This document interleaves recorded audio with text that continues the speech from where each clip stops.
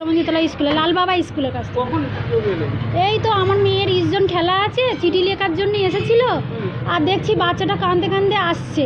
তা আমি ভাবলাম যে কারোর সাথে এসেছে, স্কুলেও ঢুকেছি, দেখেছি, সবাইকে জিজ্ঞাসা করেছি যে এর সাথে কোনো মা বাবা এসেছে কি না, কাউকে খোঁজ পাইনি। তার হ্যাঁ হ্যাঁ হ্যাঁ হেঁটে হেঁটেই আসছিল, আস্তে আস্তে কাঁদতে কাঁদতে আসছিল, হেঁটে হেঁটে আসছিল, কাঁদতে কাঁদতে আসছিল।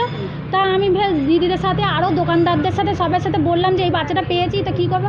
সবাই বললো ফাঁড়িতে দিয়ে আসতে, তা আমি ভাবলাম ফাঁড়িতেই দিয়ে আসি। আমি অনেকক্ষণ ধরে খোঁজ করেছি। এই তো কিছুক্ষণ, জাস্ট 10-15 দিকে এরকম হবে। আমার নাম আজমিরা বিবি। আমার যুগ্ন ক্লাবের কাছে বাড়ি।